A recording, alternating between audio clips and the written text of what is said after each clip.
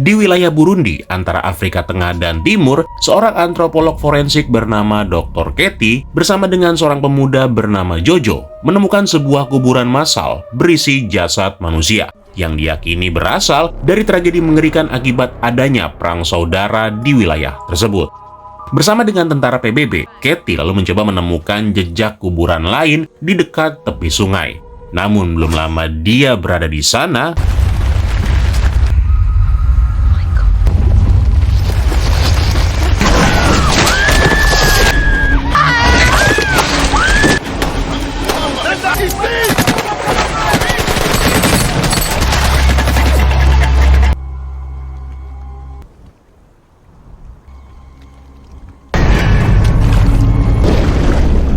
Scene kemudian pindah ke kota New York, Amerika. Di tengah hiruk-pikuknya pemberitaan nasional, seorang jurnalis televisi bernama Tim ditugaskan oleh atasannya yang bernama Roger untuk membuat laporan tentang insiden mengerikan yang terjadi di wilayah Burundi.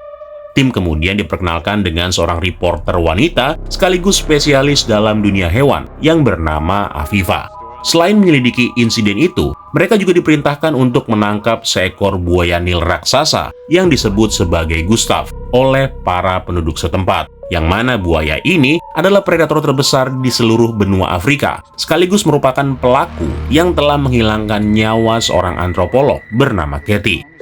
Tim dan Afifa nantinya akan dijamin oleh perusahaan, termasuk semua kebutuhannya dan juga keamanan mereka.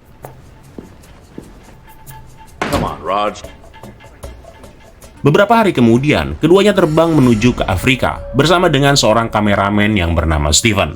Setibanya di Burundi, mereka disambut oleh pejabat setempat yang bernama Harry yang memperingatkan mereka tentang perang saudara yang melanda wilayah tersebut. Dari sana, mereka lalu bertemu dengan anggota keempat ekspedisi yang bernama Matt yang merupakan seorang ahli satwa liar. Sambil berjalan, Matt menjelaskan bahwa buaya yang bernama Gustav telah memangsa lebih dari ratusan orang, yang mana hal tersebut membuat hampir semua orang percaya kalau Gustav merupakan mesin pembunuh paling berbahaya di planet ini. Begitu sampai di pelabuhan, Harry menjelaskan bahwa ada kelompok pemberontak bersenjata yang menyerang beberapa desa di bawah komando seorang pria yang menyebut dirinya sebagai Gustav Kecil. Karena itu, demi alasan keamanan, kelompok tersebut kemudian dikawal menggunakan kapal militer untuk berlayar menuju ke desa tempat di mana Gustav terakhir kali terlihat. Perjalanan mereka bisa dibilang cukup lancar, tapi pada saat tengah malam, para pemberontak tiba-tiba menembaki kapal. Untungnya beberapa tentara yang ada di kapal itu melakukan serangan balik dan berhasil menghancurkan kelompok bersenjata tersebut hanya dalam beberapa menit.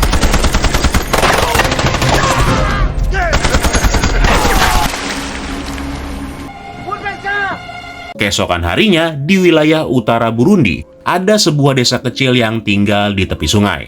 Di saat semua warga desa sedang sibuk dengan aktivitas mereka masing-masing, seorang gadis kecil tampak berupaya mengambil boneka yang terjatuh di sungai. Namun naasnya, ketika gadis itu sudah hampir mendapatkannya, beberapa jam kemudian, tim dan kelompoknya tiba di sisi lain wilayah Burundi Utara demi untuk beristirahat sekaligus bertemu dengan seorang pemburu lokal bernama Jacob yang kemudian memberitahu tentang sebuah insiden yang baru aja menimpa seorang gadis kecil. Selama berada di sini, Jacob menyarankan agar mereka mau mengikuti niatnya untuk membunuh monster itu demi mengakhiri semua malapetaka ini. Namun hal itu rupanya ditentang oleh Matt yang mana dia dan yang lainnya hanya ingin menangkap Gustav hidup-hidup. Karena menurutnya makhluk seperti Gustav merupakan individu yang sangat langka dan perlu dilestarikan.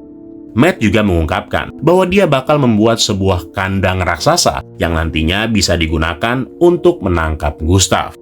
Keesokan harinya, setelah kandang berukuran raksasa selesai dibuat, Jacob memimpin tim dan kelompoknya menuju ke sebuah desa, tempat di mana terjadinya serangan yang merenggut nyawa seorang gadis kecil. Begitu tiba, tim dan kelompoknya disambut dengan hangat oleh para penduduk setempat. Di malam hari, rombongan ekspedisi ini menikmati makan malam bersama dengan penduduk desa, di mana setelah makan malam, mereka lalu diperkenalkan kepada pemimpin desa demi melakukan ritual untuk melindungi mereka dari bahaya yang akan dihadapi.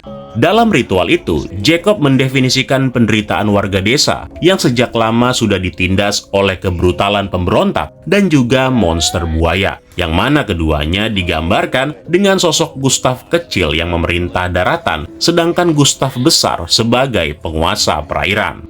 Keesokan paginya, setelah semuanya siap, para warga desa membantu tim dan kelompoknya berjalan melintasi jalan setapak menuju ke arah sungai. Di perjalanan, mereka sempat bertemu dengan sekelompok pemberontak bersenjata. Tapi meskipun penampilan mereka cukup menakutkan, orang-orang tersebut rupanya hanya berdiri dan mengamati rombongan mereka. Sebelum malam tiba, mereka semua akhirnya sampai di perbatasan antara Burundi dan Rwanda. Di sini mereka lalu mendirikan kemah tepat di pinggir sungai. Berbagai peralatan termasuk umpan kemudian dipersiapkan demi mendapatkan makhluk itu, termasuk seekor kambing hidup yang ditempatkan sebagai umpan dan menambahkan campuran darah untuk memperkuat aromanya. Nah, setelah penduduk setempat menerima upah mengangkat kandang, mereka semua lalu bergegas kembali ke desa, kecuali seekor anjing kecil milik penduduk desa yang dibiarkan untuk tinggal bersama dengan Afifa, yang kemudian diberi nama sebagai Wiley. Selain tim dan kelompoknya, mereka juga memperbolehkan seorang penduduk lokal, yaitu si Jojo, sosok yang ada di bagian awal, di mana si Jojo ini menawarkan diri untuk membantu mereka dalam menangkap Gustav. Beberapa jam berlalu, tim dan kelompoknya yang terus mengamati kandang, tiba-tiba melihat sebuah gerakan yang mendekati kandang. Di momen ini, semua orang lalu menahan nafas, berharap monster itu akan masuk ke dalam perangkap. Namun Gustav ternyata lebih pintar dari yang mereka duga, di mana makhluk tersebut memilih untuk mundur dan kembali ke dalam sungai. Untungnya, Matt berhasil menembakkan peluru yang berisi alat pelacak, sehingga dengan begitu mereka tetap akan bisa memantau pergerakannya. Keesokan paginya, Matt terus melacak sinyal Gustav melalui perangkatnya, sementara yang lainnya kini mulai mempersiapkan umpan yang baru setelah kambing yang ada di kandang diketahui telah terlepas. Nah, di saat yang lainnya sedang sibuk, Steven rupanya memutuskan untuk berjalan-jalan di sekitar ladang demi untuk merekam pemandangan di daerah ini. Namun di saat dia sedang merekam beberapa hewan, Steven menyaksikan sekelompok pemberontak telah menangkap pemimpin desa beserta dengan keluarganya. Para pemberontak itu rupanya sedang melakukan interogasi, tapi karena tidak mendapatkan jawaban, seorang pemberontak lalu mengeluarkan parang dan dengan kejam menghabisi kepala desa, termasuk juga keluarganya.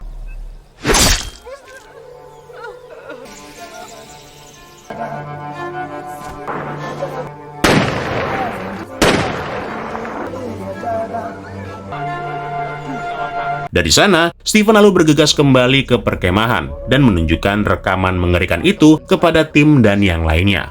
Setelah melihat apa yang baru terjadi, Afifa menyarankan agar mereka segera membawa rekaman itu ke pihak yang berwenang. Namun niat itu rupanya dilarang oleh Jacob yang mengatakan bahwa hal itu tidak akan ada gunanya, dikarenakan pihak militer tidak akan ikut campur dengan yang namanya perang saudara. Belum lagi menurut Matt, kalau tujuan mereka berada di sini adalah untuk menemukan buaya, bukan untuk mencampuri urusan politik. Nah, di saat Afifa marah dengan pernyataan teman-temannya, Jojo secara diam-diam memilih untuk menangkap Gustav dengan caranya sendiri. Dia masuk ke dalam kandang dan mulai berteriak, memanggil nama Gustav. Sialnya, alih-alih muncul di depan kandang, buaya itu tiba-tiba malah muncul tepat di sampingnya.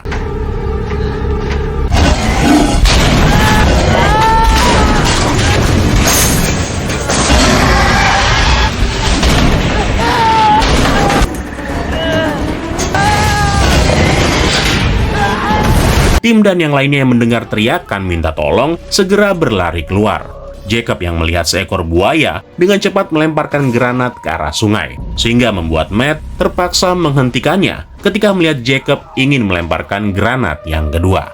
Sadar kalau Jojo dalam bahaya, tim segera menyelam ke dalam air untuk menyelamatkan Jojo tanpa memperdulikan bahaya di sekitarnya. Untungnya beberapa detik kemudian, Jojo akhirnya berhasil diselamatkan dan dibawa ke permukaan.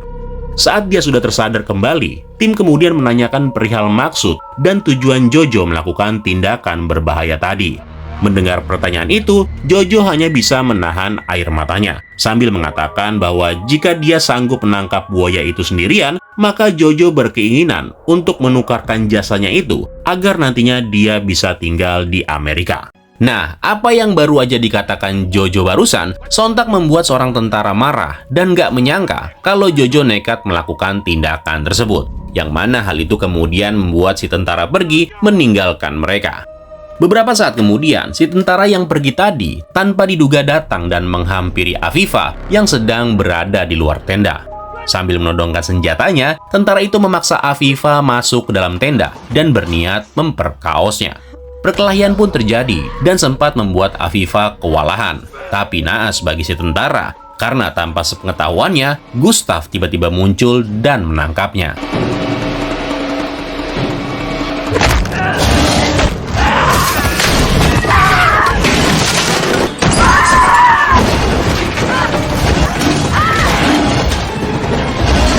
Setelah selamat, tim dan kelompoknya lalu menemukan Afifa yang dalam keadaan ketakutan.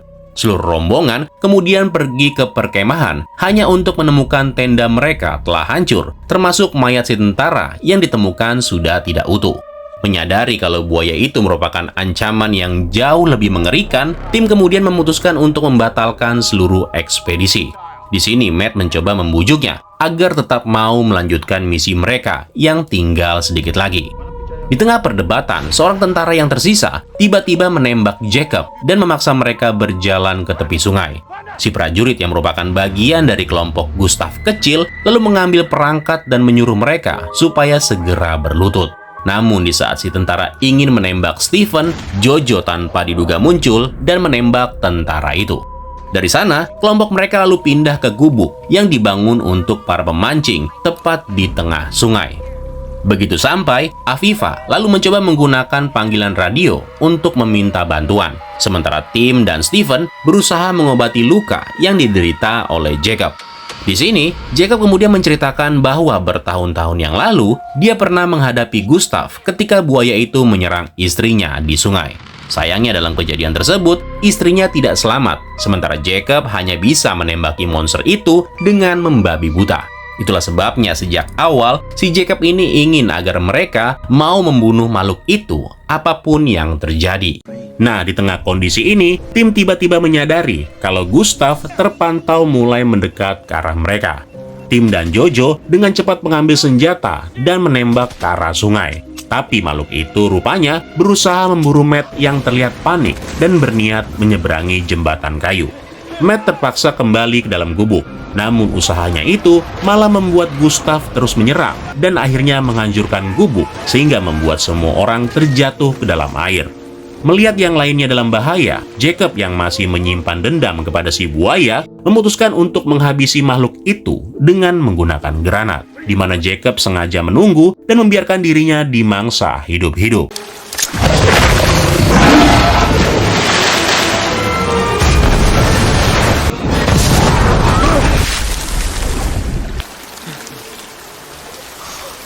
Sayangnya, pengorbanan yang dilakukan oleh Jacob ternyata sia-sia.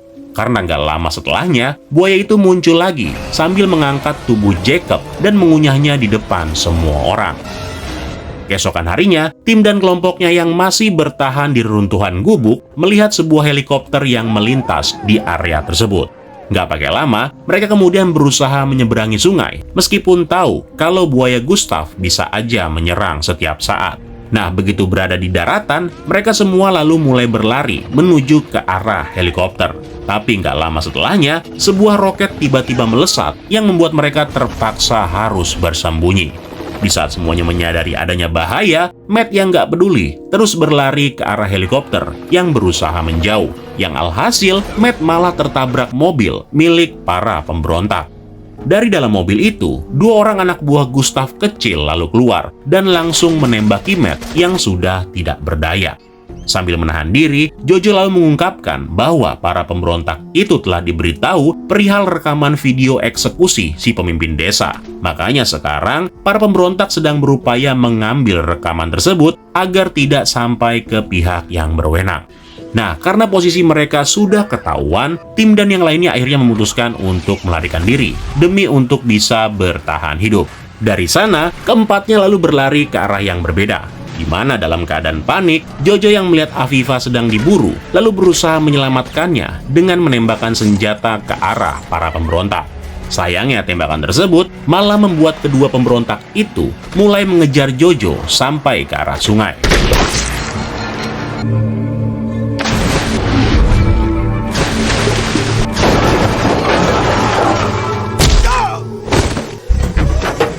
Salah seorang pemberontak yang masih tersisa segera keluar dari kendaraan dan berjalan ke arah Jojo yang ternyata masih hidup dan mencoba melarikan diri. Untungnya tim yang melihat Jojo dalam bahaya akhirnya datang dengan menodongkan senjata ke arah si pemberontak. Apesnya pada saat tim menarik pelatuk, dia menyadari kalau senjata yang dibawanya ternyata telah kehabisan peluru. Yang mana hal tersebut membuat si pemberontak langsung menyerang tim sehingga terjadilah pertarungan sengit. Ketika tim hampir kehabisan tenaga, Jojo yang menemukan sebuah peluru dengan cepat melemparkan peluru itu ke Afifa yang tiba di lokasi kejadian. Tanpa pikir panjang, Afifa lalu mengambil senapan yang terjatuh, masukkan peluru, dan mengarahkan senjatanya.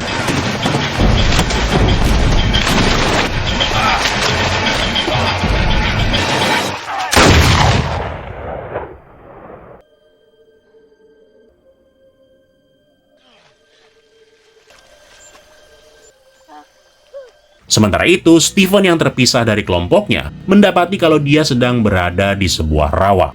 Steven yang juga sedang terluka, lalu dengan perlahan mencoba kembali berjalan ke lokasi tempat teman-temannya berada. Namun karena dia sedang terluka, alhasil tetesan darah yang jatuh ke danau malah membangunkan Gustav yang sedang beristirahat di area tersebut.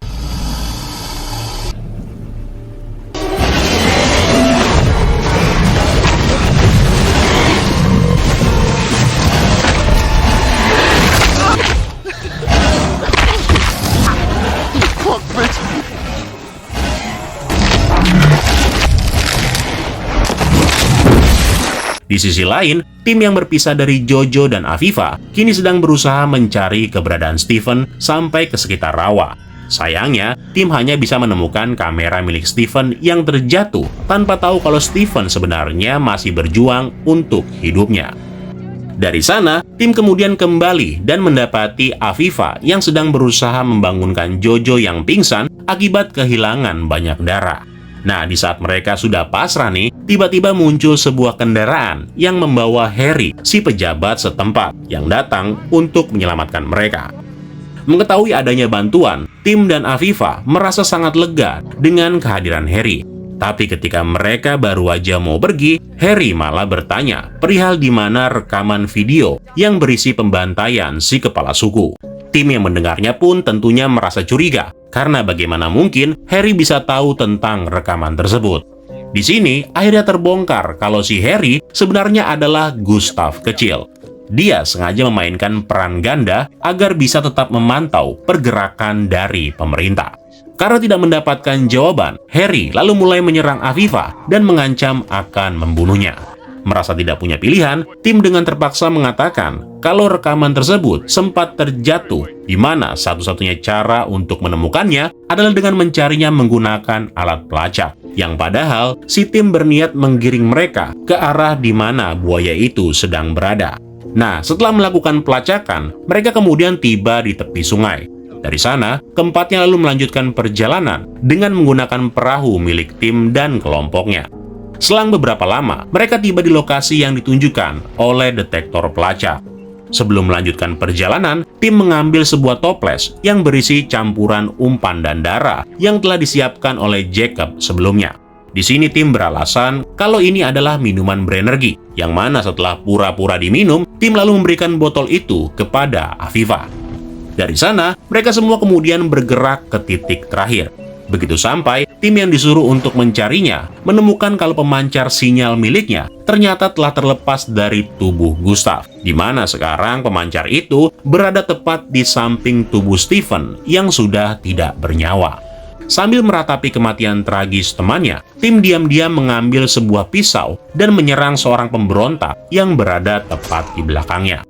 Keributan itu membuat Afifa memiliki kesempatan untuk menyiramkan air umpan ke mukanya Harry. Dalam kejadian itu, tim dan Afifa sempat berhasil melarikan diri. Namun langkah mereka terhenti setelah tembakan Harry mengenai kakinya tim. Tapi untungnya di saat mereka akan dihabisi, Gustav tiba-tiba muncul dari persembunyiannya.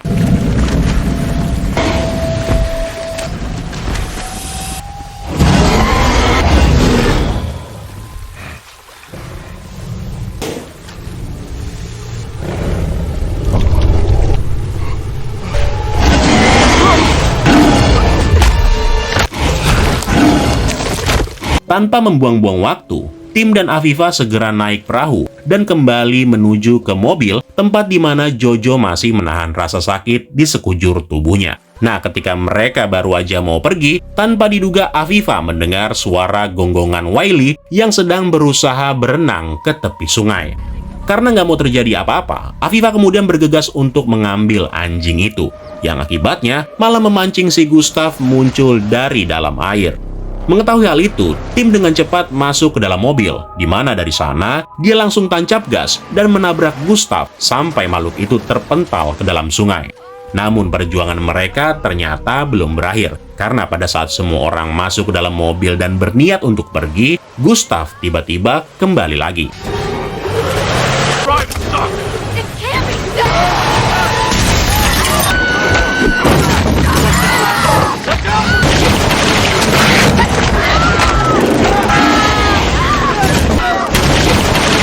Untungnya, Tim berhasil mengusir makhluk itu setelah dia mengambil sebuah parang dan menebas moncong Gustav berkali-kali.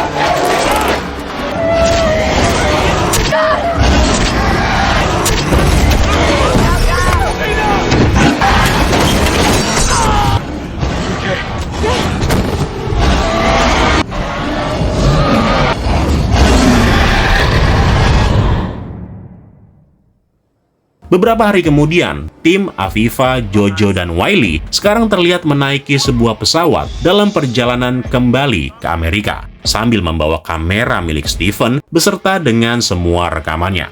Sementara itu, pemerintah Burundi akhirnya berhasil melakukan gencatan senjata untuk menghentikan perang saudara yang terjadi di negara ini. Namun meskipun Gustav kecil udah modar, tapi sosok Gustav yang sebenarnya masih terus berkeliaran dan memburu para manusia yang berada di sekitar sungai. Itulah tadi alur cerita film Primeval yang dirilis di tahun 2007. Sebuah film yang diangkat dari kisah nyata tentang seekor buaya raksasa. Semoga kalian terhibur ya. Kalau gitu sekian dulu untuk hari ini. Terima kasih buat yang sudah nonton, dan sampai ketemu lagi di kesempatan selanjutnya. Keren lo semua. Ciao.